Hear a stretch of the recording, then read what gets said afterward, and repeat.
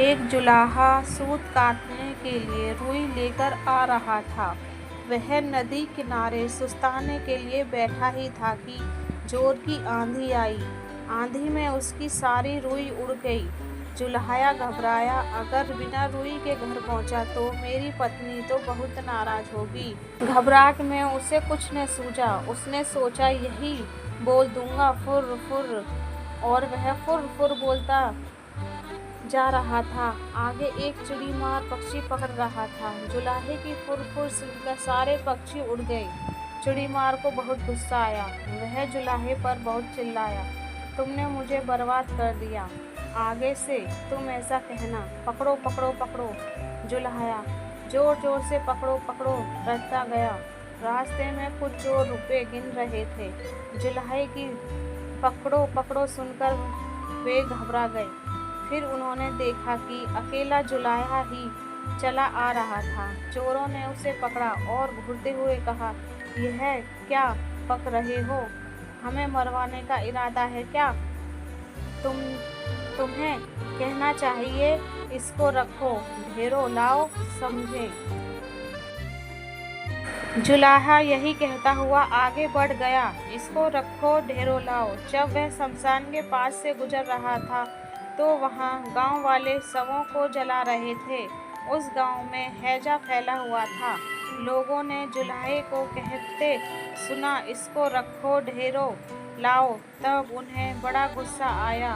वे चिल्लाए, तुम्हें शर्म नहीं आती? हमारे गांव में इतनी भारी दुख फैला हुआ है और तुम ऐसे बकते हो। तुम्हें कहना चाहिए, यह तो बड़े दुख की बात है। जुलाहा शर्म से पानी पानी हो गया। वह यही रटता हुआ आगे बढ़ने लगा, यह तो बड़े दुख की बात है।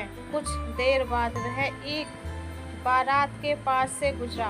बारातियों ने उसे यह कहते हुए सुना, यह तो बड़े दुख की बात है, यह तो बड़े दुख की बात है। इतना सुनकर वो जुल्हाए को पीटने के लिए तैयार हो गए। बड़ी मुश्किल से उसने सफाई दी तो उन्होंने कहा, सीधे से आगे बढ़ो, और हाँ, अब तुम यह रटते जाना, भाग्य में हो तो ऐसा सुख मिले। अब जुल्हाया यही रटता हुआ अपनी राह चल पड़ा। चलते चलते अंधेरा हो गया। घर से निकलते समय उसकी पत्नी ने उससे यही कहा था कि जहाँ रात हो जाए वहीं सो जाना। जुल्हाया थक भी गया था, वह वहाँ सो गया। अगले दिन जब सुबह उसके मुंह पर पानी पड़ा तब जुल्हाया हड़बड़ा कर उठा। आंखें खोली तो देखता ही रह गया, यह तो उसी का घर था और अभी अभी उसकी पत्नी ने ही उस पर पानी फेंका था। जुल्हाए के मुंह से निकला, भाग्य में हो तो ऐसा सुख मिले। इस कहानी से हमें यह सीखने को मिलता है कि जीवन में परिस्थितियाँ चाहे जैसी भी हों, हमें अपनी मनोदशा और परिस्थितियों के अनुसार अपने शब्दों और व्यवहार को संतुलित रखना चाहिए। जुल्हाया अपनी घबराहट में बार बार बदलते संदेशों के कारण विभिन्न स्थितियों में गलतफहमियों का शिकार होता है। अंत में उसे उसी शब्दों का सही मतलब समझ में आता है जो उसने पूरी यात्रा में बार बार बोले थे। यह कहानी दिखाती है कि जीवन की अनिश्चितताओं और बदलावों को समझना और उनकी वास्तविकता को स्वीकार करना कितना महत्वपूर्ण है।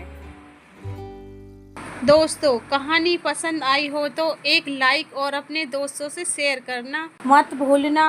Thank you.